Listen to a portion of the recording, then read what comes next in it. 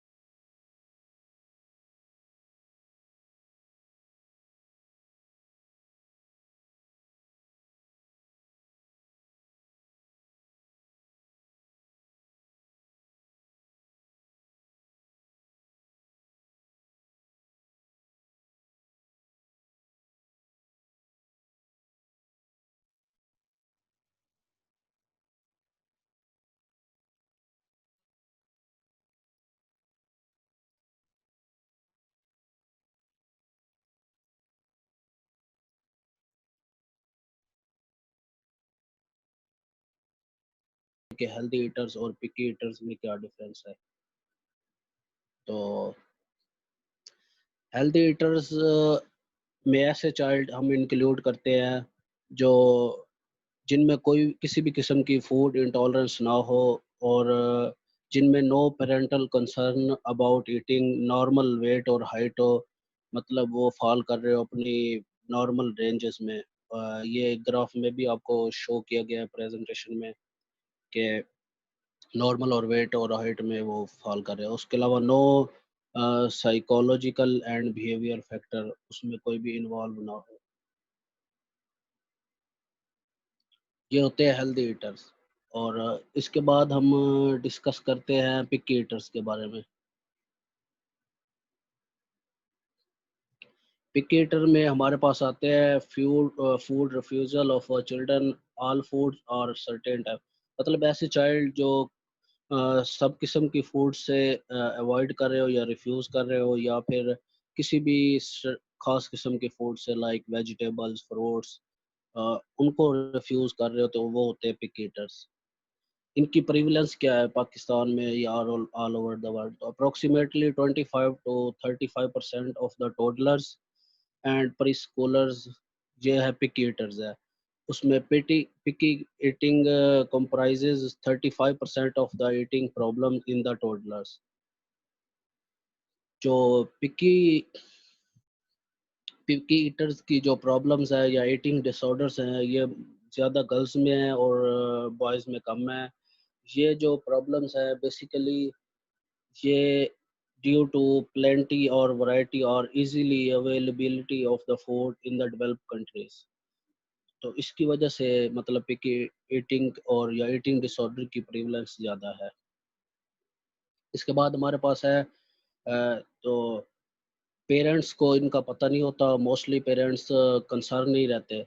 और जब ये चाइल्ड मोस्टली रिफ्यूज़ करना शुरू कर देते हैं तो ये doctor when it is time to be worried और नो वेट गेन या स्लो ग्रोथ या बिहेवियर डिसऑर्डर कोई हो जाता है उनमें, तो फिर ये पेरेंट्स मोस्टली मतलब डिस्कस करते हैं डॉक्टर्स के साथ। उसके बाद बच्चों की पुअर परफॉर्मेंस होती है इन द स्कूल। उसके अलावा रिपीटेड इलनेस हो रही होती है या इन्फेक्शन हो रही होती है due to proper due to unavailability of micronutrients or macronutrients or any other lack of nutrients in the diet. उसके बाद जो कॉमन एनकाउंटर्ड फीडिंग डिफिकल्टीज हैं उनमें है poor appetite due to organic diseases. बाज़ दफ़ा ऑर्गेनिक डिसीजेज की वजह से किसी भी किस्म की फूड एलर्जी या फूड इंटॉलरेंस हो जाती है बच्चों में। Highly selective intake, poor appetite that is a parental misperception. उसके अलावा colic diet interferes with feeding. उसके अलावा poor appetite in a children who is fundamentally vigorous. fear of feeding, poor appetite in a child who is apathic and withdrawn। apathic child वो child होते हैं जो जिनमें lack of feeling होती है, motivation, lack of motivation, lack of emotion and interest होता है and may be like lack of meaning in their life, होते हैं apathic child। उसके बाद सिस्टमैटिक अप्रोच के मतलब हमने एक जो फीडिंग डिफ़िकल्टीज़ है एक चाइल्ड में, तो हमने उसको कैसे अप्रोच करना है। उसमें सबसे पहले है कि parental reports of feeding difficulties, parental concern about feeding, investigate investigate क्या करना है, जैसे कि हम फाइनल डिसीजन तक पहुंच सके कि इसको कौन सी फीडिंग डिफ़िकल्टी है और इसको मैनेज कैसे करना है। सबसे पहले हमने हिस्ट्री लेनी है, उसका फिजिकल एग्जामिनेशन करना है, उसका फीडिंग बिहेवियर और डाइटरी इंटेक चेक करना है। उसके अलावा रूल आउट ऑर्गेनिक पैथोलॉजी, कोई मतलब किसी किस्म की disease like celiac disease, lactose intolerance और अदर एनी ऑर्गेनिक डिजीज़ तो नहीं है उसे। उसके बाद हमने इफ़ नो ऑर्गेनिक डिजीज़ तो देन हमने आइडेंटिफाई करना है कि poor appetite that is parental misperception है, poor appetite in a child who is fundamentally vigorous. उसके बाद poor appetite in a child who is apathetic and withdrawn, highly selective intake, fear of feeding। या ये मतलब वो feeding difficulties को identify करने का तरीका है। और उसके बाद इसमें या इनमें से कोई भी फीडिंग डिफ़िकल्टी हो सकती है या इससे मतलब 2 टाइप्स की भी हो सकती है। वो डिपेंड अपॉन आइडेंटिफिकेशन है। सबसे पहले हम डिस्कस करेंगे poor appetite that is a parental perception. इसमें क्या होता है, इसमें जो पेरेंट्स होते हैं वो बिलीव करते हैं कि हमारा बच्चा ज़्यादा खाता नहीं है या हमारा बच्चा खा नहीं रहा, उसका वेट गेन नहीं हो रहा। तो ये कॉमन कॉमन क्वेश्चन है ड्यूरिंग प्रैक्टिकल वर्क में। तो हॉस्पिटल में मोस्टली पेरेंट्स का यही क्वेश्चन होता है। लेकिन अगर हम उसको प्रॉपर चेक करें एज अ न्यूट्रिशनिस्ट, उसका मतलब चाइल्ड का साइज भी सही होता है, न्यूट्रिएंट नीड्स भी पूरी हो रही होती हैं और उसकी ग्रोथ भी ठीक होती है। लेकिन जो पेरेंट्स का क्वेश्चन यही होता है कि हमारा चाइल्ड मतलब ज़्यादा खा नहीं रहा, इसको भूख नहीं लगती, इसका वेट गेन नहीं हो रहा। तो उसके अलावा एक्सेसिव पेरेंटल कंसर्न होता है, may be lead to coercive feeding method, मतलब बच्चों को डराते हैं, धमकाते हैं, जो क्या करता है एडवर्सली अफेक्ट द चाइल्ड होता है। उसके अलावा सेकंड है कि poor appetite in a child who is fundamentally vigorous. उसमें क्या होता है, उसमें child is alert, active and inquisitive but rarely shows sign of hunger और इंटरेस्ट इन फीडिंग। मतलब बच्चे बार-बार खेल रहे होते हैं, एक्टिव होते हैं, लेकिन फिर भी वो साइंस शो कर रहे होते हैं कि उनको भूख लगी है या फिर जैसे ये पिक्चर्स में शो किया गया है कि मतलब तो इनसे साफ नज़र आ रहा है कि बच्चे साइंस ऑफ हंगर शो कर रहे हैं। उसके अलावा child may take only 1 to 2 bites और बी फिनिश्ड विद ईटिंग, या मतलब वो खाना कम कर देते हैं या फिर हमें बाज़ औक़ात पेरेंट्स को ऐसा लग रहा होता है कि मतलब हमारे बच्चे को भूख लगी है, हालाँकि वो नॉर्मल ऐसे ही बिहेवियर कर रहा होता है। तो क्या होता है, child is more interested in playing and interacting with people than in feeding, और child easily distract from feeding may be difficult to keep at table or in high chair during meals. उसके बाद third पे हमारे पास था कि poor appetite in a child who is apathetic and withdrawn. इसमें क्या होता है कि ऐसे बच्चों में जो लिमिटेड होती है वर्बल और नॉन वर्बल कम्युनिकेशन, मतलब स्माइलिंग, बेबलिंग, आई कंटेक्ट नहीं होता केयर गिवर के साथ या पेरेंट्स के साथ, मोस्टली केयर गिवर पेरेंट्स ही होते हैं। उसके अलावा possible evidence of neglect and sign of abuse. उसके अलावा हाईली सिलेक्टिव इनटेक कर रहे होते हैं। Child consistently refuse specific feed because of taste, texture, smell और appearance. The child may be upset by loud noises, sensation of sand or grass under his her feet. Child may become visibly anxious if asked to eat foods. उसके बाद है हमारे पास last पे fair of feeding. Fair of feeding को हमने कैसे diagnose करना है, आइडेंटिफाई करना है। इसमें हम इसको आइडेंटिफाई करने का तरीका यह है कि child would demonstrate fear at the prospect of feeding, और जैसे ये पिक्चर में शो किया गया कि एक मदर अपने बच्चे को फीडिंग करवा रही हैं लेकिन वो फियर आगे से शो कर रहा है और वो ईटिंग नहीं कर रहा। Child May Cry at the site of food, resist feeding by crying, arching, refusing to open his her mouth. आगे frightening feeding experience like choking। अब बाज़ दफ़ा बच्चों में अगर choking का इशू हो जाए तो उनमें भी फेयर हो जाता है कि मतलब वो भी फेयर के साइंस शो करते हैं। उसके अलावा or in a child who has been tube feed, उनमें भी जो ट्यूब फीड चाइल्ड होते हैं उनमें भी फेयर के चांसेस होते हैं। उसके बाद है poor appetite due to organic disease. इसमें चाइल्ड विद पुअर एपिटाइट और food refusal resulting from serious organic pathology. इसमें क्या होता है कि बच्चों में like coeliac disease, other diseases, तो उनको ज़्यादा भूख नहीं लगती, उनकी एपिटाइट पुअर हो जाती है, तो ये हम पैथोलॉजी से ही डायग्नोस कर सकते हैं। तो उसके बाद इन जो हमने ये तमाम चीज़ें डिस्कस की हैं, फीडिंग डिफ़िकल्टीज, इनकी मैनेजमेंट के बारे में अब डिस्कस करते हैं। सबसे पहले हम डिस्कस करते हैं poor appetite that is parental misperception.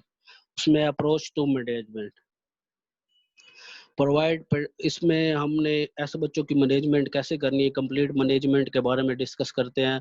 सबसे पहले यही है कि हम provide parental education on growth and nutrition। उसके बाद basic feeding principles like 3 meals and afternoon snack, उनको उसके बारे में कंप्लीट गाइड करें। The importance of applying these principle consistently. उसके बाद ईट एवरी 3 to 4 hours, मतलब स्नैक भी साथ देना और 3 meals भी साथ देने हैं। नो फूड और ड्रिंक, मतलब do not allow drinking milk from the बोतल बिटवीन मील्स, या फिर provide only water between meals. उसके बाद minimise distractions such as toys, books और TV during feedings. Provide a calm eating environment, adopt a neutral attitude to eating behavior, avoiding excess praise, criticism और stimulation। मतलब during feeding हमने बच्चे जो हमने parents को यही गाइड करना है कि वो अपने बच्चों को के साथ न्यूट्रल एटीट्यूड में रहें और उसके अलावा उसको क्रिटिसाइज ना करें या एक्सेस प्रेज ना करें। तो जिससे क्या होता है कि बच्चे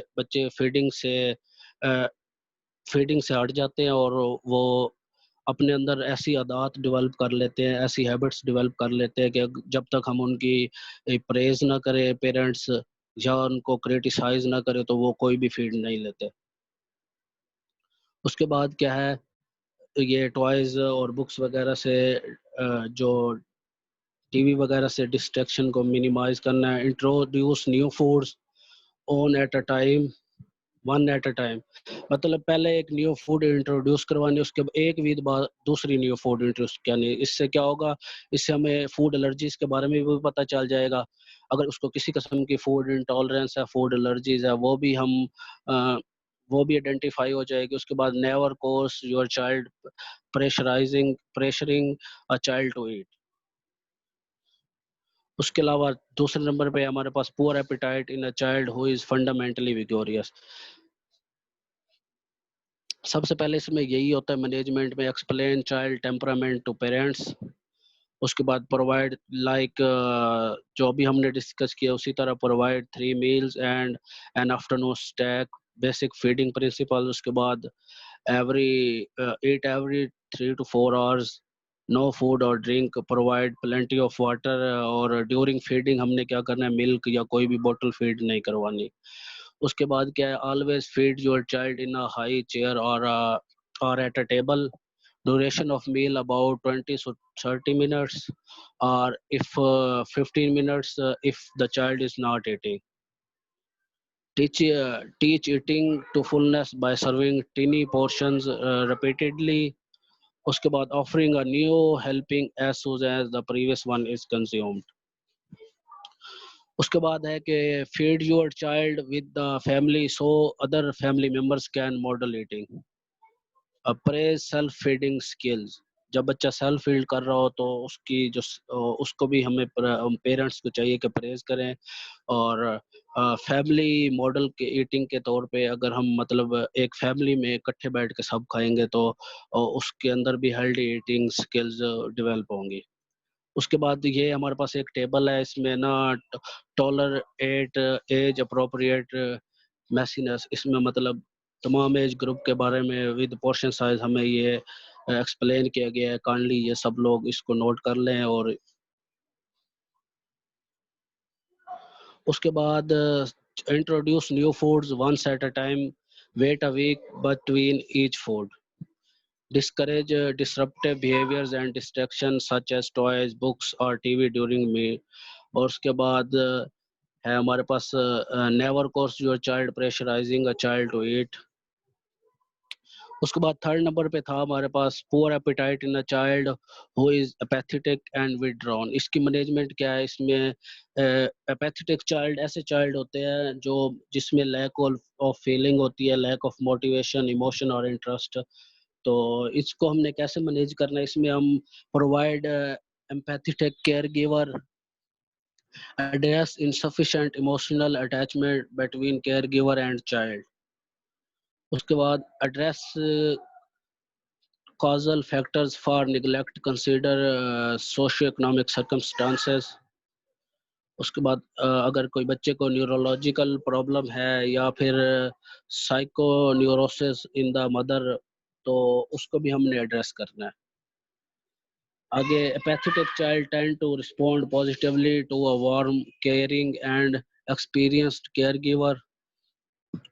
जो अगर एक caregiver उसको केयरिंग और उसको अच्छी तरीके से डाइट दे रहा हो तो वो एपैथेटिक चाइल्ड उसको फॉलो करते हैं।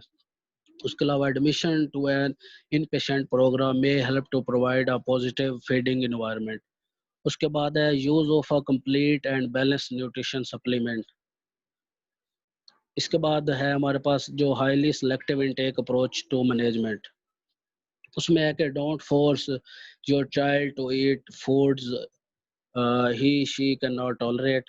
उसके बाद make meal time pleasant for everyone. Feed foods your child likes, मतलब जो बच्चे पसंद करते हैं उनको उन्हीं के अकॉर्डिंग फूड दे।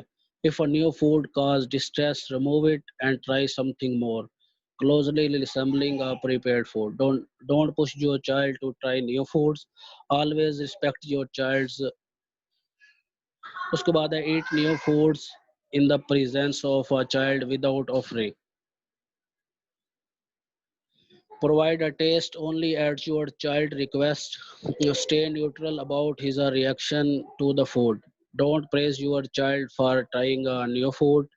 उसके बाद है stay neutral with your child likes the new food or not। Prevent your child from becoming anxious by making the diet is no issue।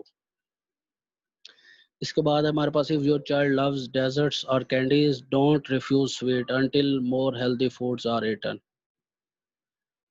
On some days, put a small amount of sweet foods with other food on the table and let your child eat the sweet first।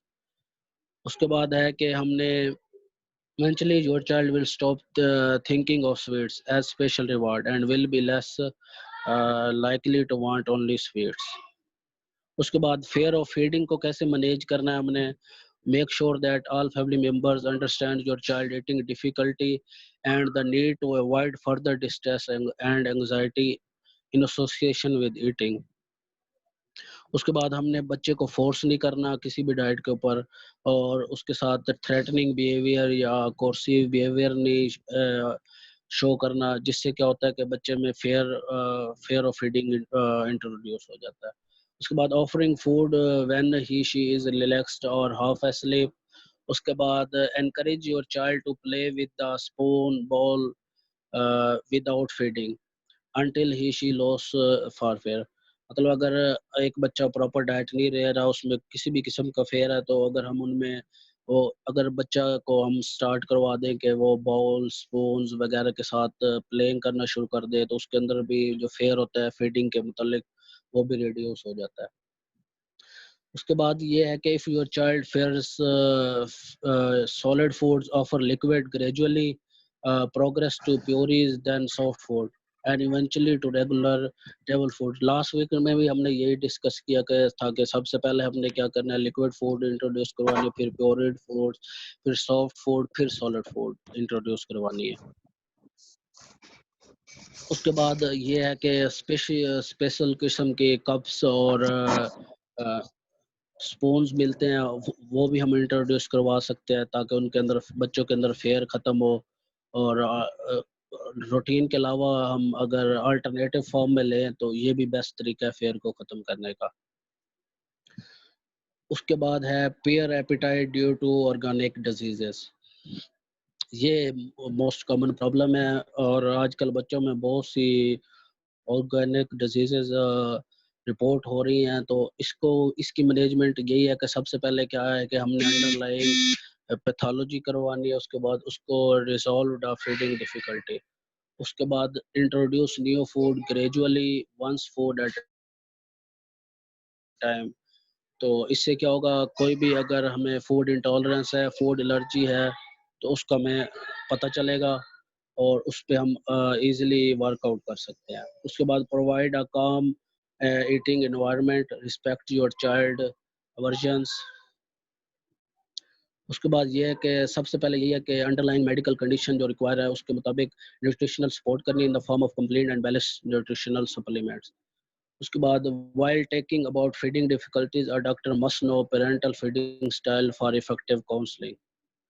उसके बाद जो feeding relationship है evolves over time, मतलब during birth to 6 to 7 month feeding only करवा रहे होते हैं, उसके बाद फीडिंग और ईटिंग आ जाती है 6-7 मंथ टू 2 से 3 ईयर, उसके बाद अप टू 3 years ईटिंग और फीडिंग आ जाती है।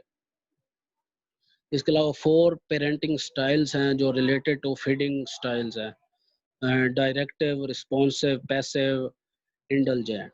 तो सबसे पहले है डायरेक्टिव, जो 50% ऑफ द पेरेंट्स हैं वो डायरेक्टिव स्टाइल यूज़ करते हैं। मतलब कि अगर आपका बच्चा स्पेनिच नहीं ले रहा तो हम अ, उसको थ्रेट देंगे कि अगर आप स्पाइनच नहीं खाओगे तो हम आपको आइसक्रीम नहीं देंगे।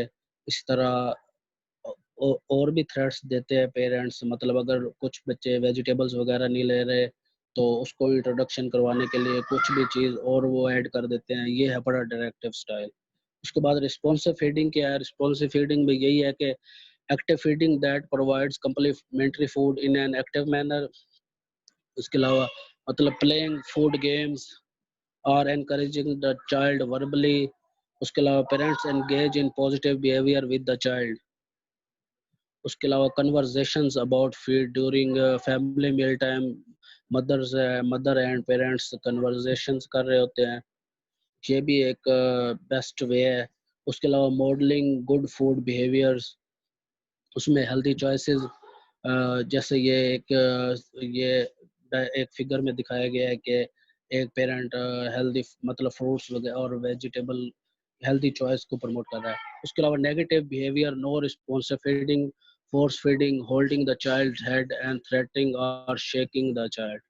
ये सारे नेगेटिव बिहेवियर हैं। और अगर मॉडलिंग गुड फूड बिहेवियर, एक ही टेबल पे सब लोग फैमिली खा रहे हो, तो ये पॉजिटिव बिहेवियर है। उसका example of how to use responsive feeding press. For example अगर एक पेरेंट है वो अपने चाइल्ड को एक बच्चे को ये एक पीच इंट्रोड्यूस करवा रहा है, और वो कहता है कि child how sweet and delicious the peach is and look happy as well, the child will learn that peach are good and other people like it too. मतलब बच्चे में ये प्रमोट होगी हेल्दी ईटिंग के, वो फ्रूट्स की consumption, specially peach की consumption को प्रमोट करे। उसके अलावा parents worry when children don't eat meals and try to make up for it snacks. Child eats a lot of snacks but no proper meal. इसमें क्या होता है कि इसमें रिक्वायर पेशेंस होती है, effective over time, establish set meal time, only water in between. और इसके अलावा कोई भी अदर फ्लूइड बॉटल फीडिंग नहीं करवानी। Respond to hunger signals, don't pressure. उसके अलावा serve a variety of healthy foods. Sit and eat with your child, model good eating, talk positively about food, and don't label as good or bad. उसके अलावा mother's anxiety, depression और attitude towards food has an influence on how her child Yeats. Mother की जो psychology है वो भी child पे बहुत इफेक्ट करती है। उसके बाद प्रेशराइजिंग और forcing the child to eat always make the problem worse. Most of the child with feeding difficulties improve over time, so be patient.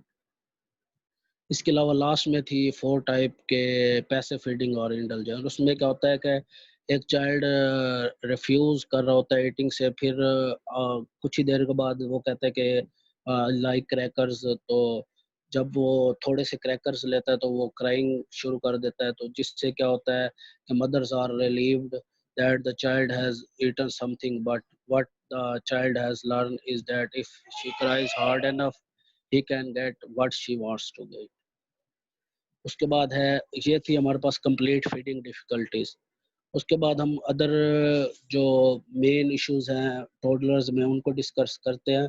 सबसे पहले है स्टंटिंग। स्टंटिंग आजकल का मेजर इश्यूज है, और इस पे हमने एक रिसर्च वर्क भी किया है, और हमारा एक रिसर्च आर्टिकल भी पब्लिश हुआ है बीएमसी पेडियाट्रिक में स्टंटिंग डायग्नोस्टिक के बारे में। तो स्टंटिंग बेसिकली है क्या, जो चाइल्ड हाइट फॉर एज जो होती है वो कम होती है, मतलब एज के मुताबिक उसकी हाइट इंक्रीज नहीं हो रही होती। ये प्राइमरी मैनिफेस्टेशन ऑफ मालन्यूट्रिशन है या under nutrition due to some infectious diseases और डायरिया। तो जिससे क्या होता है कि चाइल्ड ड्यूरिंग इन्फेंसी और बिफोर बर्थ उनमें मालन्यूट्रिशन डेवलप हो जाती है ड्यू टू मदर मालन्यूट्रिशन और other causes like socio-economic factors or other factors. उसमें prevention strategies need to address both the immediate and underlying causes of stunting. Health effects में आता है हमारे पास इन बच्चों में प्री मेच्योर हेल्थ डेथ के चांसेस होते हैं, ग्रेटर रिस्क ऑफ इलनेस होते हैं। इसके अलावा मेंटल डेवलपमेंट डिलेड हो जाती है, स्कूल परफॉर्मेंस कम होती है, उसकी प्रोडक्टिविटी ऑफ वर्क फोर्स कम हो जाती है, रिड्यूस कॉग्निटिव कैपेसिटी। इसके काजेज क्या है, फीडिंग प्रैक्टिसेस सही नहीं है, मैटरनल न्यूट्रिशन ठीक नहीं है, सैनिटेशन और पुअर न्यूट्रिशन और डाइटरी डेफिशिएंसी, ये स्टंटिंग के कॉमन काजेज हैं। तो इस स्टंटिंग रिवर्सिबल, तो most of the research studies हैं वो यही शो करती है कि स्टंटिंग रिवर्सिबल है। अगर ये प्रॉपर अगर ये एक बच्चे में स्टंटिंग हो जाए तो मतलब वेट गेन करना बच्चे के लिए मुश्किल हो जाता है। उसके अलावा ओवरकम तो कर सकता है बच्चा, मतलब नॉर्मल वेट की तरफ आ जाता है, लेकिन उसके जो अंदर हैबिट्स और जो उसके अंदर मेंटल डेवलपमेंट हो जाती है, low mental development, missed opportunities to learn, perform less well in school, तो ये बहुत ही कम चांसेस है कि ये दोबारा रिवर्सिबल हो जाए। तो इसलिए यही है कि कॉन्शियस रहे कि मदर्स माल न्यूट्रिशन और चाइल्ड माल न्यूट्रिशन को स्ट्रॉन्गली एड्रेस करें और उस पर स्ट्रॉन्गली न्यूट्रिशनल एडवाइसेस रिकमेंड करें। उसके बाद है हाउ टू प्रिवेंट स्टंटिंग। इसमें सबसे पहले एग्रीकल्चर में क्या है, एग्रीकल्चर में यही है कि मुख्तलिफ कंट्रीज़ की एक ही क्रॉप फूड होती है, तो अगर हम उसको फोर्टिफाई कर सकें या उसमें किसी भी न्यूट्रिएंट के अमाउंट को इंक्रीज कर सके, तो ये वेल एंड गुड है। उसके बाद हाइजीन और सैनिटेशन, प्रॉपर हाइजीन सैनिटेशन का ख्याल रखें, हैंड वॉशिंग प्रैक्टिसेस को अपनाएं, और जिससे हम डिफरेंट डिजीज़ से बच सकते हैं। उसके बाद health care, proper health care provide करें डिफरेंट डिजीज़ को जो ग्रोथ को इफ़ेक्ट कर रही हैं, ब्रेन को इफ़ेक्ट कर रही हैं, और किसी भी हमारे हेल्थ सिस्टम या ऑर्गन सिस्टम को इफ़ेक्ट कर रही हैं, तो उसको हम आइडेंटिफाई करें और उसकी रिडक्शन करें। उसके बाद gender equity, most of the families यही प्रमोट करती हैं कि मदर्स की केयर नहीं करती, तो हम प्रमोट करें मेंस में, कि मेल में प्रमोट करें कि वो पार्टिसिपेट करे मॉम्स और बेबीज़ के लिए, ताकि उसकी प्रॉपर न्यूट्रिशन और उसकी स्टंटिंग को प्रिवेंट किया जा सके। उसके बाद है role of poor nutrition in stunting. Poor nutrition during infancy और ड्यूरिंग चाइल्ड बेयरिंग एज, ये कॉमन फैक्टर है। ये 159 million children under 5 worldwide are stunting due to chronic malnutrition. इससे क्या होता है कि ग्रोथ रिटार्डेशन हो जाती है, और बच्चे की मेंटल डेवलपमेंट नहीं होती, और प्रॉपर फीडिंग बिहेवियर्स भी चेंज हो जाते हैं, और डाइटरी डेफिशिएंसीज हो जाती है। ये हमारे पास एक रियल केस है, ये स्टंटेड चाइल्ड है। इसके बाद है wasting. Wasting in medicine, wasting also known as wasting syndrome. Wasting में क्या होता है कि प्रॉपर एज के मुताबिक वेट कम होता है, और इससे क्या होता है कि इस इससे प्रॉपर डाइट ना होने की वजह से जो फैट टिश्यूज होते हैं वो भी लॉस हो जाते हैं। उसके अलावा मसल मैस भी लॉस हो जाता है। ये भी एक स्टंटिंग की तरह माल न्यूट्रिशन की एक फॉर्म है, और ये भी मतलब क्रोनिक माल न्यूट्रिशन में ही आती है। इसके अलावा चाइल्ड ओबेसिटी, ये हमें एक साइकिल दिखाया गया है चाइल्ड ओबेसिटी का। Childhood obesity is a condition where excess body fat negatively affect a child health and well-being. इसको कैसे डिटरमाइन करते हैं हम? अगर बॉडी फैट को डायरेक्टली आइडेंटिफाइड करना हमारे लिए डिफिकल्ट है, तो हम डायग्नोजिंग ओबेसिटी विद बीएमआई। ये एक हमारे पास चाइल्ड है, ये हमारे पास आया था वेस्टेड फॉर्म में, तो ये हेल्दी चाइल्ड में कन्वर्ट हुआ। इसकी हमने प्रॉपर डाइटरी मैनेजमेंट की और इसको प्रॉपर फीडिंग प्रोटोकॉल्स दिए, तो ये एक हेल्दी डाइट चाइल्ड में कन्वर्ट हुआ। इसके बाद है कि diet does boost your intelligence according to Daily Telegraph. The news story is based on dietary study that following over 7,000 children. इसके बाद डाइट की चाइल्ड की प्रॉपर ग्रोथ को हमने मॉनिटर करना है, और केयर गिवर की फिजिकल कंडीशन और प्रोफेशनल को हमने मॉनिटर करना है। Good poor growth is early life has a negative impact on cognitive development and morbidity. उसके बाद हमने कंट्रोल ऑफ फूड इनटेक करना। अगर ये इनटेक और एक्सपेंडिचर में बैलेंस होगा, तो किसी भी किस्म की फैट स्टोरेज भी नहीं होगी, और चांसेस ऑफ ओबेसिटी भी कम होंगे। अगर ये फूड इनटेक ज़्यादा होगा और एक्सपेंडिचर कम होगा, तो ये इंसुलिन ज़्यादा वर्क करेगा, हमारे पैंक्रियाज से ज़्यादा सिक्रीट होगा। इसके अलावा जो ब्रेन को सिग्नल देगा, ज़्यादा इनटेक से ब्रेन को सिग्नल मिलेगा कि इंसुलिन की ज़्यादा प्रोडक्शन हो, जिससे क्या होगा, हम ओबेसिटी का शिकार होंगे। इसके अलावा लेप्टिन एक एंजाइम है, ये हमारे एडिपोज टिश्यू में ज़्यादा प्रोड्यूस होगा, जो हमें ओबेसिटी फैट स्टोरेज करवाएगा। इसके अलावा ये स्टमक से ग्रिलिन, ये भी ज़्यादा प्रोड्यूस होगा, ये भी फैट डिपोजिशन करवाता है। इसके बाद ये एक हमारे पास पेशेंट थी मान, इसका जर्नी टू हेल्थ। इसके बाद हमारे पास हिफ्सा थी, इसका ये एक सवेरली मालनरिश थी, और ये हमारे पास हेल्दी होके गई है। तो any question about this presentation तो आप डिस्कस कर सकते हैं।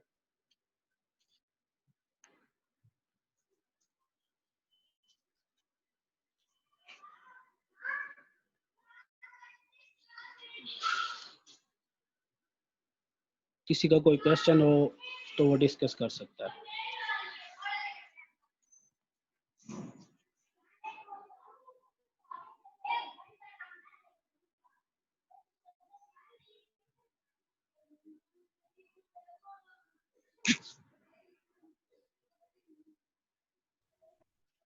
जी असद भाई, थैंक यू सो मच। मतलब सेशन के लिए आपने मतलब जितने भी वो फैक्ट एंड फिगर्स उन सबको बहुत अच्छे से आपने क्लैरिफाई किया। मतलब बहुत अच्छे से आपने वो चाइल्ड ईटिंग हैबिट्स हैं, infant and young child feeding practices हैं, उन सबको आपने बहुत अच्छे एक से क्वेश्चन ये है कि कुछ बच्चे होते हैं कि वो लेज और स्नैक्स बिल्कुल बिल्कुल करते हैं, बिल्कुल नॉट ये कंज्यूम फूड लाइक वीट, मतलब सीरियल्स में वीट को वो कंज्यूम नहीं करते, डिसलाइक करते हैं, तो कैसे इस सिचुएशन को हैंडल करना है। इसको में यही है कि हम स्नैक्स की अदर फॉर्म, सबसे पहले WHO की रिकमेंडेशन भी यही है कि जो वीट है आफ्टर 2 ईयर इंट्रोड्यूस करवाना है। उससे पहले हमने उसको अदर फूड देनी है, like veggies, like rice, like other cereals, तो वो उसके लिए बेनिफिशियल है।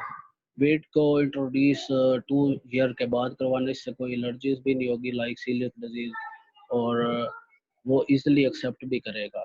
और ले स्नैक्स वगैरह की जगह हम अगर कोई हेल्दी स्नैक्स वगैरह ऐड कर दें तो वो भी उसके लिए बेनिफिशियल है। बिल्कुल आपने बिल्कुल ठीक कहा। हम उसमें मतलब ये कि फ्रूट की सर्विंग भी ऐड कर सकते हैं, बनाना या जो एप्पल है उसको पील आउट करके मैश करके स्पून के साथ हम वो फीडिंग करवा सकते हैं बच्चे को। ठीक है, डेयरी में कोई खीर वगैरह, खिचड़ी वगैरह या दलिया वगैरह बना के वो दे सकते हैं। ठीक है, फिर इसके अलावा मतलब कुछ बच्चे ये जो फास्ट फूड नगेट्स वगैरह पे रहते हैं, तो बाहर वाली जो प्रोसेस चीज़ें हैं उनसे अवॉइड करना चाहिए। उसमें ये है कि मतलब हम होममेड फीमेल हैं वो मीट या मतलब कोई भी चिकन वगैरह लेके तो उसको अच्छी तरह मतलब कुक करके, ताकि बच्चों को किसी किस्म की फूड पॉइजनिंग ना हो, क्योंकि मीट में मोस्टली जो है क्लोस्ट्रीडियम बॉचुलिनम और ये एस्क्रिशिया कोलाई जो हमारे पास बैक्टीरिया वगैरह हैं, इनकी जो स्ट्रेन है वो बच्चे की बॉडी के लिए बहुत ही वो हार्मफुल होती हैं। ठीक है, तो घर में मतलब ये कि वो पेरेंट्स हैं वो बच्चों को इस तरह की चीज़ें बना के दें, लेकिन इन चीज़ों के साथ जो दूसरी चीज़ें होती हैं मतलब जो हम फूड एडिटिव्स ऐड करते होते हैं जैसे केचप वगैरह, मायोनीज वगैरह है, तो वो मार्केट वाली यूज़ नहीं करनी। कोशिश करें कि घर में मतलब ये टमाटो मतलब चटनी बना लें आप, या कोई मार्मलेड वगैरह आप घर में खुद बना लें। ठीक है, मार्केट वाली जो है वो प्रोसेस की हुई होती हैं। दूसरा उसमें ये कि फूड एडिटिव्स ऐड किए होते हैं। ठीक है, फिर उसके अलावा फ्लेवर एनहांसर ऐड किए होते हैं जो कि बच्चे की बॉडी के लिए मतलब वो एक टॉलरेटेबल लेवल पे नहीं होते। ठीक है, तो इन चीज़ों से आपने परहेज़ करना है। ठीक है, और कोशिश करें कि बच्चे को जो है वो टीवी एडवर्टाइजमेंट जो है उसमें, चूँकि आजकल बहुत ट्रेंड मतलब एक चेंज लाइफ़स्टाइल जो है वो एक बहुत बड़ा मतलब वो इसमें वो इन हो रहा है कि टीवी पे एड्स आ रही हैं फास्ट फूड की, नूडल्स की और इस तरह की चीज़ों की। बच्चे कोरोना की वजह से सारा दिन घर रहते हैं, तो कोशिश करें कि बच्चों को वो टीवी पे स्क्रीन टाइम जो है उसको कम करें। और वरना बच्चों को जब बाहर लेके जाते हैं तो फिर वो कहते हैं कि ये नूडल्स लेके दें, ये करके दें। तो वो जो चीज़ें हैं वो बच्चों को फिर चाइल्डहुड ओबेसिटी की तरफ लेके आती हैं, बैड हैबिट्स की तरफ लेके आती हैं। बच्चे का लाइफस्टाइल है वो चेंज हो जाता है। ठीक है, तो कोशिश करें कि बच्चों को जो वो एक बड़ी हेल्थी और बैलेंस लाइफ मेन करें। ठीक है, फ्रूट का इंटेक ज़्यादा करवाएं ताकि बच्चे जो हैं वो मतलब एक अच्छी जो है वो हेल्थ को ऑक्यूपाई करें। थर्ड ये कि मतलब जो बच्चों के लिए सबसे ज़्यादा मतलब फोकस होना चाहिए वो है कि पेरेंट्स का खुद अपनी आइडियल पर्सनैलिटी होना बहुत ज़रूरी है। असद भाई ने भी मतलब मेंशन किया है कि मतलब पेरेंट्स जो हैं या जो केयर गिवर है उसका आइडियल होना बहुत ज़रूरी है। अगर वो मतलब खुद जंक फूड इस्तेमाल कर रहा है या घर में ये चीज़ें ऑर्डर कर रहा है फूड पांडा के ज़रिए, ठीक है ना, तो वो जो चीज़ें हैं वो बच्चे के लिए नुकसानदेह हैं। ठीक है, बच्चा पेरेंट्स से लर्निंग करता है, तो कोशिश करें कि खुद भी मतलब मार्केट जाए तो बच्चों को फ्रूट्स का बताएं।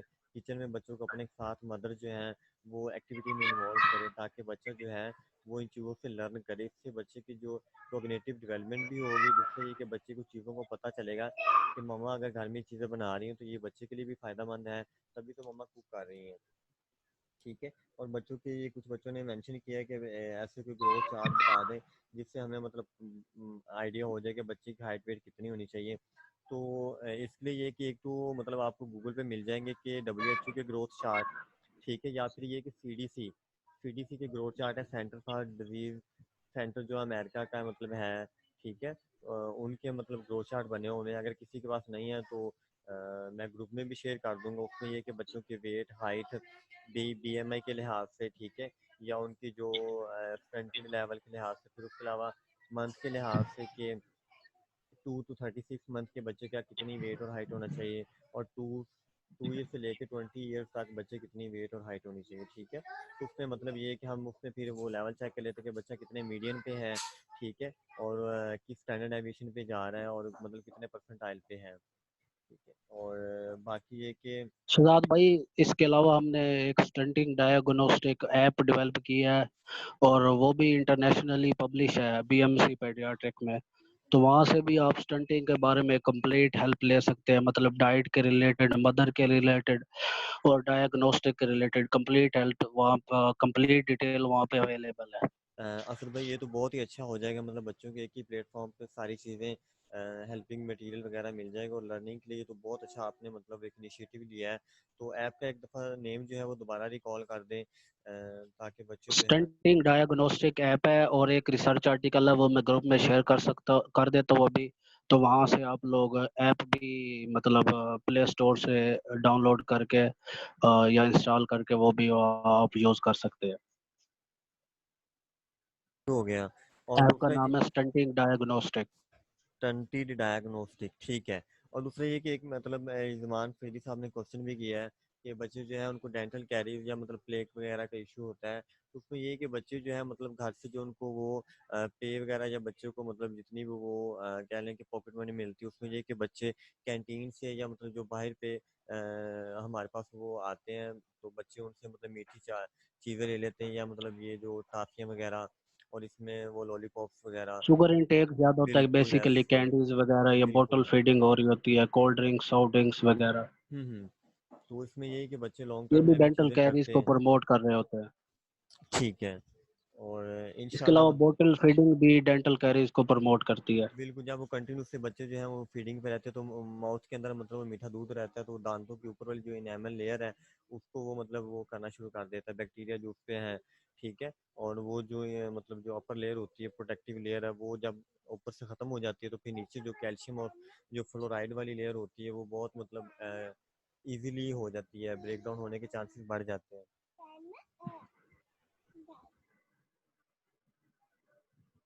इसके अलावा और किसी का अगर क्वेश्चन है तो काइंडली वो भी पूछ ले। जी, पीडीएफ में शेयर कर दूंगा, मतलब ग्रुप में ही। मैं कोशिश कर रहा हूँ कि मतलब एक ही ईमेल आईडी मतलब मैं आप लोगों से शेयर करूँ, जिसमें न्यूट्रिशन के रिलेटेड और इस कोर्स के रिलेटेड जितनी भी बुक्स हो जो आपको फ्यूचर में भी मतलब हेल्प आउट करें, उसमें मतलब सारी बुक्स जितनी भी न्यूट्रिशन वाली हैं वो इंशाल्लाह मैं मर्ज करके तो मैं आप लोगों को शेयर करूँगा, और आपको मेल भी कर दूंगा, ताकि बच्चे जो हैं वो इससे मतलब बेनिफिट आप। अस्सलाम वालेकुम। जी वालेकुम सलाम। सर मेरा क्वेश्चन है एक, मुझे पूछना था कि जो स्कूल गोइंग चिल्ड्रन होते हैं या 3 ईयर अबव जो बच्चे होते हैं, आजकल यही देखा जा रहा है कॉमनली कि ना वो घर के खाने में कम दिलचस्पी लेते हैं और स्नैक्स हो गए या जंक फूड हो गया वो ज्यादा शौक से खाते हैं। मतलब उन्हें कोई किस प्यार से भी या बहला के भी अगर घर का खाना खिलाया जाए तो वो शौक से नहीं खाते और भागते हैं घर के खाने से, जबकि जंक फूड की तरफ वो अट्रैक्ट होते हैं चाहे उनके सामने भी ना लाया जाए या जैसे भी। तो इस चीज को कैसे प्रिवेंट किया जा सकता है, इस कंडीशन को? इस सबसे पहले यही है कि जो पेरेंट्स हैं, अभी शहजाद भाई ने भी यही बताया है कि जो पेरेंट्स हैं वो हेल्दी ईटिंग को प्रमोट करें। अगर जो वो बच्चे जो जंक फूड की तरफ ज़्यादा अट्रैक्ट हैं, तो उसके प्रिवेंशन के लिए यही है कि मतलब घर में जो उनके फेवरेट मील्स हैं, जिन चीज़ों को वो लाइक करते हैं वो बना के दें। भला वो मतलब जंक फूड की टाइप ही हो, लेकिन घर में बना के दें, मतलब ये भी एक हेल्दी ईटिंग होगी।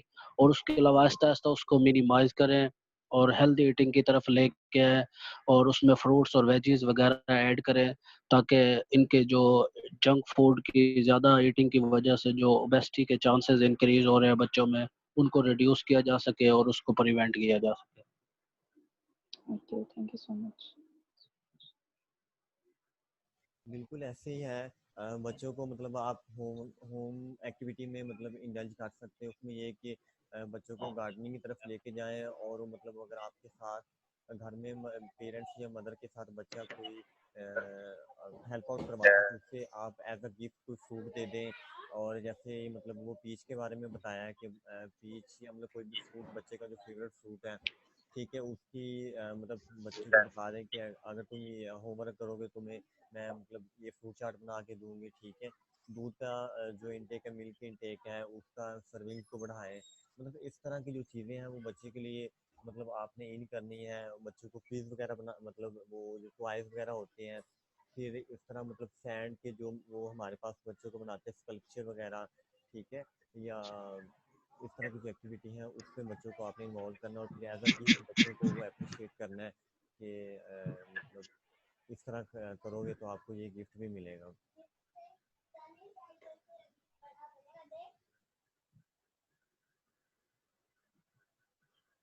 इन एक बच्चे ने क्वेश्चन किया कि इनबॉर्न एरर पे बुक का कहा था, वो मैंने ग्रुप में शेयर कर दिया है। जो भी मतलब डिजीज है उसके अकॉर्डिंग जो फार्मूला उसमें मेंशन है, न्यूट्रिशिया की बुक, वो मैंने लास्ट वीक ही शेयर कर दी थी। जी, वो फार्मूला मिल्क वाली फाइल थी, वो मैंने ऑलरेडी ग्रुप में शेयर कर दी थी। उसको एक दफ़ा दोबारा गो थ्रू होके देख लें।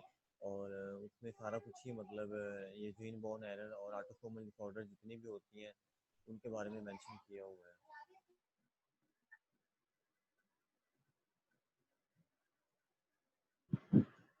इसके अलावा किसी और का अगर कोई क्वेश्चन है तो काइंडली वो बता दें। हेलो। जी जी। जी। मैं मुझे कुछ और भी पूछना था कि जैसे आपने डिस्कस किया एक बिहेवियर कि हम बच्चों को अगर हेल्दी फूड जैसे स्पिनच वगैरह ऑफर कर रहे हैं और वो नहीं खा रहे तो हम उन्हें लालच देते हैं या रिवॉर्ड के तौर पे हम कहते हैं हम आपको आइसक्रीम या ऐसी कोई चीज देंगे जो वो पसंद करते हैं, जबकि वो हेल्दी नहीं है उनके लिए। तो इसका एक तरीके से नेगेटिव इफेक्ट नहीं होता बच्चों के ऊपर कि वो हेल्दी फूड को एज अ पनिशमेंट लेना स्टार्ट कर देते हैं और वो इस तरह के अनहेल्दी फूड को जिन्हें वो लाइक करते हैं बट उनके लिए ठीक नहीं है उन्हें वो मतलब एज अ रिवॉर्ड लेते हैं और उन उनको सेटिस्फेक्शन भी उसी फूड से मिलती है। तो इस तरीके से तो वो और ज्यादा दूर हो जाएंगे हेल्दी ईटिंग हैबिट से और वो इस तरह के फूड की तरफ ज्यादा अट्रैक्ट होंगे। मैंने ना ये डिस्कस किया कि मेथड्स ऑफ फीडिंग पेरेंट्स जो यूज करते हैं, वो था डिस्क्रिप्टिव मेथड के। बाद पेरेंट्स होते हैं कि ना वो एज अ रिवार्ड पे ना कोई और चीज देना शुरू कर देते हैं जो उनके लिए प्रॉपर सही नहीं होती, उनकी हेल्थ के लिए, उनकी ग्रोथ के लिए। तो ये एक मतलब अनहेल्दी एक्टिविटी है या अनहेल्दी बिहेवियर है। तो मैंने ये नहीं कहा कि आपने इसको प्रमोट करना है, मैंने ये कहा कि ये मतलब 50% पेरेंट्स ये कर रहे हैं, तो जी। इसको जी हमने मुझे प्रमोशन को पता है, मैं रोकना यही है कंफर्म कर न्यूट्रिशन। रही थी कि मतलब ये एक अनहेल्दी बिहेवियर है ना मतलब हमारी सोसाइटी में और मतलब मोस्ट कॉमन भी यही है एक तरीके से। कि fifty Just percent confirm mother कर। यही कर रही हैं, तो ये एक अनहेल्दी बिहेवियर, हमने इसको रोकना है। इसको रोकने का जी। तरीका यही है कि हम मतलब ऐसे मील्स बनाएं जो जिनमें ये सारे वेजिटेबल्स हो और वो उसकी लुकिंग भी अच्छी हो, ताकि चाइल्ड उसको लाइक करे, उसको प्रमोट करे, ताकि उसके हेल्दी लाइफस्टाइल और उसकी चॉइस भी अच्छी होगी इससे, और उसका जो फूड का बिहेवियर है वो भी ठीक। बिल्कुल असद भाई, आपने बिल्कुल ठीक कहा। बच्चे को जो भी फूड अगर बच्चा वो इनटेक नहीं कर रहा तो उसमें हमने एज अ रिवार्ड जो है वो बच्चे को फूड वो स्टार्ट करवानी है। उसमें ये कि हम बच्चों को अगर वेजिटेबल वैसे बच्चा नहीं खा रहा तो हम उसमें जो है वैरायटी फूड में लेके आ सकते हैं। मतलब जैसे हम बेसिक फूड प्रिंसिपल है उसमें ये कि हमने एडिक्वेट बैलेंस मॉडरेशन एनर्जी और वैरायटी लेके आनी है। तो उसमें ये कि वैरायटी में हम एग फ्राइड राइस बच्चों को वो दे सकते हैं, ठीक है। और इसके अलावा मतलब ये है कि अगर मिल्क की सर्विंग्स पूरी करनी है तो हम खीर फिरनी कस्टर्ड कुछ इस तरह का बना के दे दें। अंडा वगैरह या दूध वगैरह इस तरह का वो कंपनसेट करेंगे। और मीट की सर्विंग जो है वो हम बच्चे को वैसे फ्राई करके या मतलब आप कम मसाले वाला बारबेक्यू टाइप या बॉयल करके वो दे दें, ठीक है। तो घर में बच्चों को इस तरह की चीज़ें आपने इंट्रोड्यूस करवानी है। हमारी फीमेल में या मतलब हमारी मदर जो आजकल सोसाइटी में ट्रेंड चल रहा है कि चलो बच्चे टीवी देख रहे हैं और भूख लगी है तो इंस्टेंट नूडल्स जो हैं वो बच्चे को दे रही है, ठीक है। चले मदर का टाइम उसका भी बच गया और बच्चे को इतना वेट भी नहीं करना पड़ा, ठीक है। और फ्रोजन पराठा मतलब जो है वो हमारे पास ये मेन्यू वालों के मतलब इजीली अवेलेबल है, तो मदर है उन्हीं को रख के ओवन में या इस तरह हम लोग नॉर्मली नॉन स्टिकी पैन पे मतलब वो ओवर हीट करने के बाद बच्चों को दे देती हैं। तो कोशिश करें कि मतलब इन चीज़ों पे नहीं लेके जाना बच्चे को इस तरह, तो बच्चे की जो लाइफ है और हेल्थ है वो रिस्क पे रहेगी। कोशिश करें कि मतलब मदर जो है वो बच्चों के लिए वेजिटेबल पराठा वगैरह या मतलब इस तरह की जो चीज़ें हैं, कीमा पराठा वगैरह, ठीक है, तो इस तरह देने से वो सर्विंग भी पूरी हो जाएंगी और बच्चे की जो न्यूट्रिशन रिक्वायरमेंट है वो भी मतलब मैनेज हो जाएंगी।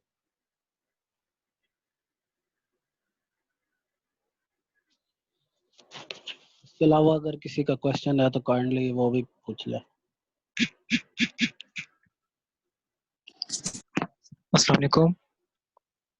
जी वालेकुम सलाम। जी सर, मेरा क्वेश्चन ये था कि जब बच्चे को हम यानी कि जो जंक फूड्स होती हैं जैसे कि लेज स्नैक्स वगैरह, हेल्थी स्नैक्स वगैरह, इसके साथ अगर हम उनको हेल्दी फूड देते हैं साथ ही, तो उनके जैसे ही वो खाएंगे वो भी ईट कर लेंगे। जी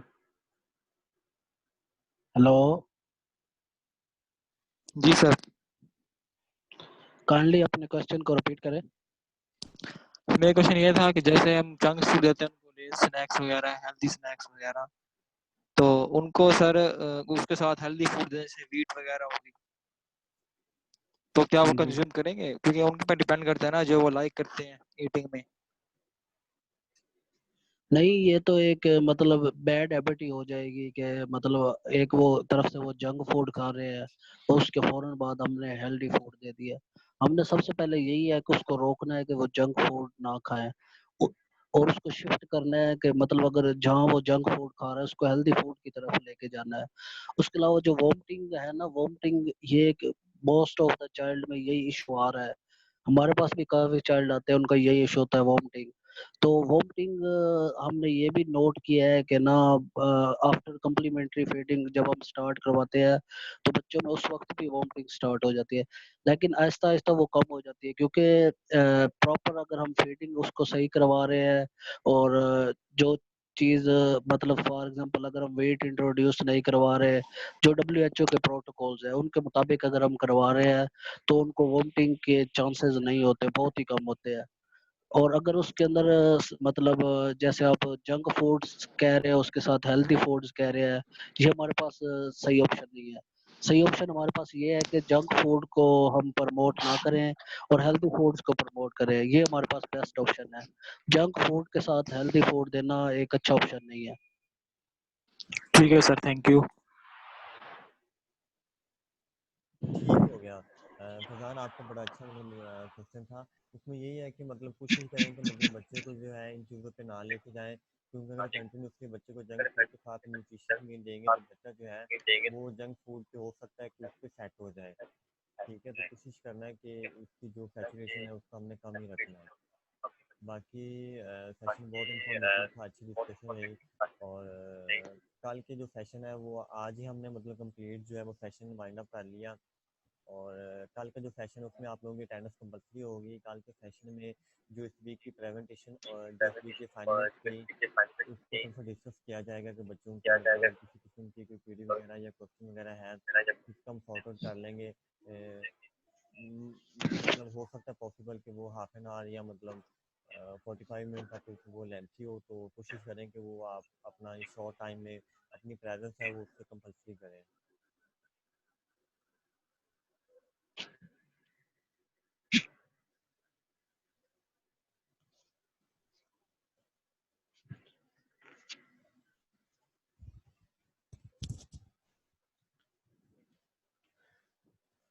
जी ठीक है, बिल्कुल। Thank you.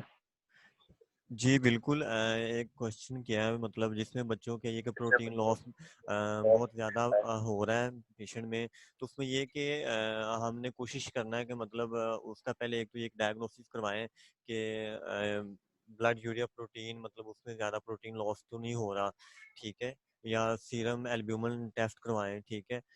और बिल्कुल उसकी जो कंसल्टेशन है वो न्यूट्रिशनिस्ट ही बेहतर कर सकता है कि क्योंकि हम बच्चों को कभी भी वो ब्लड ट्रांसफ्यूजन पे कभी भी बच्चे की जो वो अनीमिक वगैरह है तो हम उसको फ़ौरन ही ब्लड ट्रांसफ्यूजन नहीं करते, क्योंकि बच्चे की जो बॉडी है वो आयरन को टॉलरेट नहीं कर पाती, तो उसके मतलब तबीयत के ज़्यादा ख़राब होने के चांसेस ज़्यादा हैं, ठीक है। तो कोशिश करें कि मतलब वो एक न्यूट्रिशनिस्ट इसके अलावा थायराइड प्रोफाइल भी वो भी बहुत ज्यादा इफेक्ट करती है हमारी सीरम एल्ब्यूमिन पे, बिल्कुल बिल्कुल तो उसको भी TSH। हमने प्रॉपर डायग्नोस करवाना है। और ये एक लॉन्ग लास्टिंग इफेक्ट है। अगर मतलब माल न्यूट्रिशन की वजह से थायराइड में कोई भी प्रॉब्लम आ जाए, मतलब उनकी साइज में एनलार्जमेंट या इसके अलावा सिक्रीशन में, मत तो T4 T3 की सिक्रीशन या थायराइड स्टिमुलेटिंग हार्मोन की, ये भी बच्चों में बहुत ज्यादा देखा गया है। तो ये भी बहुत ज्यादा इफेक्ट है और ये भी रिलेटेड टू प्रोटीन लॉस है। बिल्कुल ऐसे बच्चे की एज क्या है वैसे?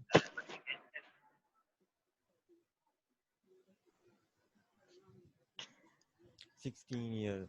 तो उसका अगर वेट इतना लॉस हो रहा है तो आप पहले चेक करवाएं कि मतलब उसका ESR वगैरह करवाएं कि अगर उसकी बॉडी में किसी किस्म का कोई इन्फेक्शन है तो उसको पहले वो रेक्टिफाई करें।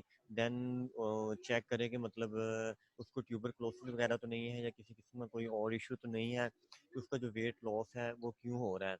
ठीक है। और उसका मतलब एक दफ़ा जो है वो ब्लड प्रोफाइल है या मतलब जो भी आपने चेक करवाया है, ठीक है, तो एक दफ़ा तो किसी अच्छे पीडियाट्रिशियन को चेकअप करवाएं, ठीक है, या किसी मेडिकल फिजिशियन है। और फिर उसके बाद जो डायग्नोसिस होगा देन न्यूट्रिशनिस्ट को चेक करवाएं। ठीक है। और ये जो 4 kg मतलब वेट रिड्यूस हुआ है 1 महीने में, ये तो वाकई नोटिसेबल है कि इतना वेट जो है वो विदाउट रीज़न तो नहीं होता। ठीक है। लेकिन बच्चे की जो एपिटाइट है, साथ में आप कोई सिरप वगैरह स्टार्ट करवाएं जो मतलब एपिटाइजर हो, ट्राई मेटाबॉल हो। ठीक है। और साथ में सिरप जिंक होता है जो टेस्ट डेवलप करता होता है। अच्छा, ट्यूबरक्लोसिस भी नेगेटिव है, ठीक हो गया। उसका फिर एक दफ़ा ना मतलब आप चेकअप करवाएं मेडिकल फिजिशियन को, ठीक है, ताकि मतलब कोई रूट काज और उसका आइडेंटिफाई हो। देन मतलब उसको हम देखें कि मतलब जो इंटरनल इशू क्या है बॉडी के अंदर। वैसे भी अगर मतलब उसने कुछ नहीं खाया पिया तो वो वैसे भी हो सकता है 4 किलो, मतलब अगर उसका वजन कम हुआ है, ठीक है। लेकिन अगर उससे वाकई किसी किस्म की कोई कॉम्प्लिकेशन है तो फिर उसको ऑन अर्ली बेसिस मतलब वो जो है वो नोटिस करवाना चाहिए।